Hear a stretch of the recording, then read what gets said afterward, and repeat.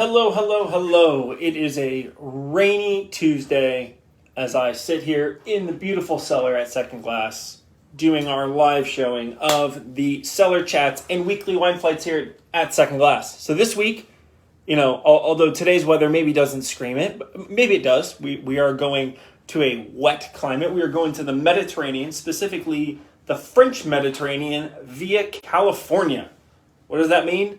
We're drinking Mediterranean-styled wines inspired by southern France and the French islands in the Mediterranean, but grown, produced, enjoyed through the eyes and vision of California. So we're going to do some Vermentino from Pax Cellars. Really excited to get into this. I had it not long ago. Loved every minute of it.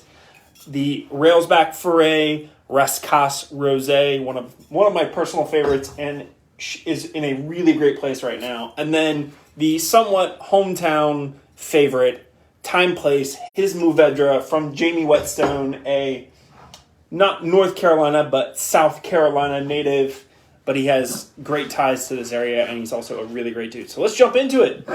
So we are talking, like I said, we're looking at Mediterranean grape varieties, primarily things that you're going to find in the French Mediterranean. What do I mean by the French Mediterranean? We're talking Provence. We're talking Corsica. We're talking, the Riviera.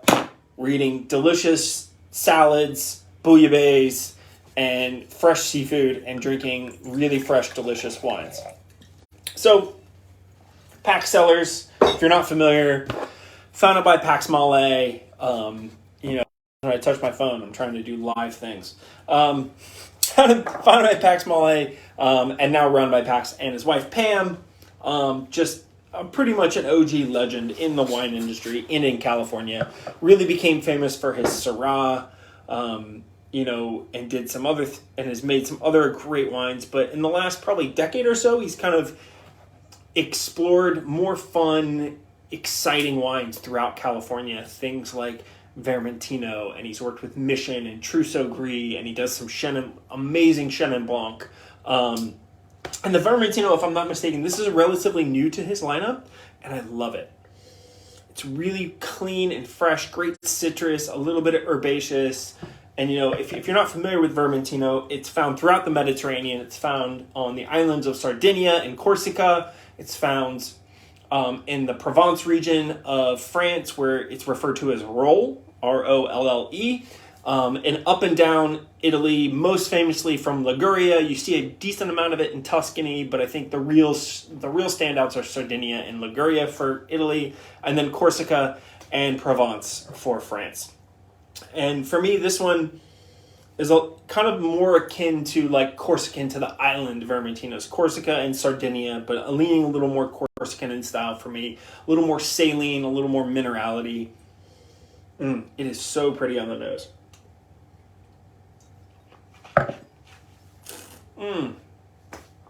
Oh, lemon zest, citrus, a little bit of orange like characteristics to it. A little floral. Again, great texture. Although it has a lot of brightness and freshness, it's not like watery or hyper acidic. It's got a good balance that mouthfeel really showcases. And that's what kind of reminds me of like Corsican Vermentinos is in Corsica, they tend to have that sea spray mineral, but there's always this like textural weight to the palate that isn't necessarily heavy, but it doesn't feel like watery and thin at the same time. Well done, sir. Pax, you did a great job.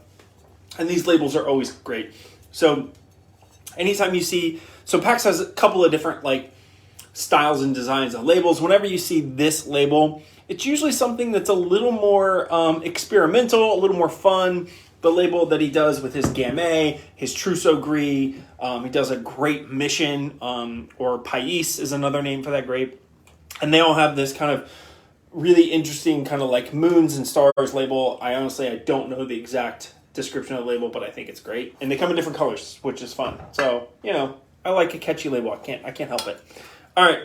So moving into Railsback Frères, their Les Rascasses Rosé. Now, I'm not saying that this wine is that wine or is even trying to be as good as that wine, but it is very much inspired by and an ode to the very famous, very sought after Domaine Tempier, their Provence Bandol Rosé.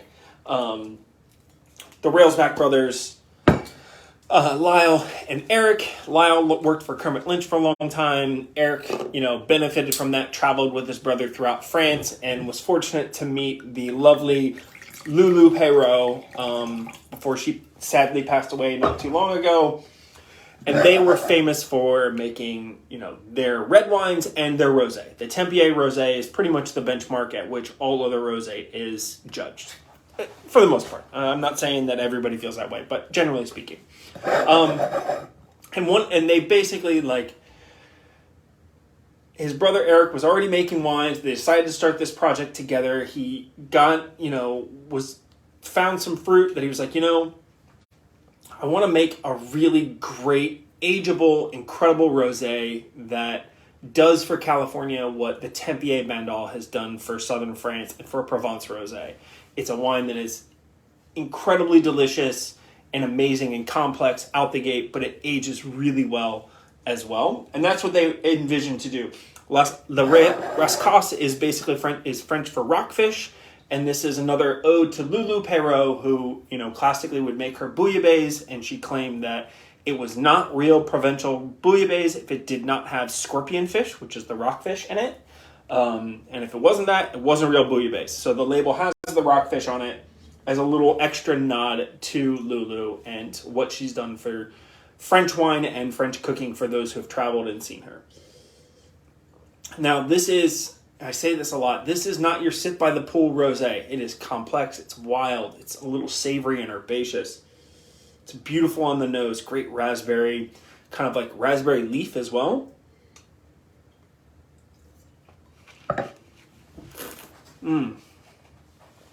The palate is, wow, incredible. Again, like the Vermentino, it's light while being very texturally complex and has a lot of breadth to it. It's not just a clean, vibrant, really quick, crisp, I drank it, it's delicious, I no longer taste it. Like, it lingers, there's a lot happening here, so much flavor. I don't know if Chef Ryan has any mussels on the menu, but if he does, I'm having mussels with this for sure. I did that thing last week where I looked at the menu before I started this. This week I didn't. That was a fail on my part. I would blame me. I'd be upset with me. So good, guys. Eric, Lyle, excellent. Again, Railsback Frères de la Rascasses Rosé from Saint Ynez. All right, into the red. We're moving quick this week. Time, place. These labels are so great. Time, place, Mourvèdre from Jamie Whetstone. Grew up in South Carolina. Grew up running around on, fishing and shrimp boats here in the low country of the Carolinas. Made his way to California, did some beverage directing at the famous Mustard's Grill right there in the heart of Napa. And found himself into the wine industry, making wine, established Whetstone Cellars, which he still runs to this day, which is a basically wine club only wine. Used to be distributed, but it no longer is. And a few years ago, he started a new project, maybe more than a few years ago, maybe about 10 years ago. New project called Time Place. He's got a couple other labels. And this is kind of him branching out. The Whetstone Cellars, he really became well known for Pinot Noir and Chardonnay and, classic Burgundian styles. And Time Place, he dabbles quite a bit more in what I would call halfway between, super ultra traditional, old vine styled wines from California, Mourvèdre, Cinsault, Zinfandel, Grenache, things that have been planted in California for a long time, but rarely have been super focused on. And then other fun stuff like Peak Pool. He does a great little rosé that is, I believe, Cinsault and Mourvèdre based. And then he does some Cabernet and some other things. But I think the Mourvèdre is probably the wine that really stands out for this lineup. That and the Cinsault. The Cinsault is a personal favorite of mine. Now, Mourvèdre has kind of two main homes in the Mediterranean, where it is called Mataro in Spain, And then all along the Provence coast, where it is found in Bandol Rouge, which is primarily it's going to be Mourvèdre and Mourvèdre-based blends. And that's where that wine really kind of sings. This has touches of like that kind of like Southern French, a little bit of like herbaceous style, but then, plenty of California sunshine, a lot of ripeness, good richness. It's like really inky on the nose with more, again, like sagebrush. I'm thinking like sweet, like kind of soft herbs, blackberries, a little bit of plum.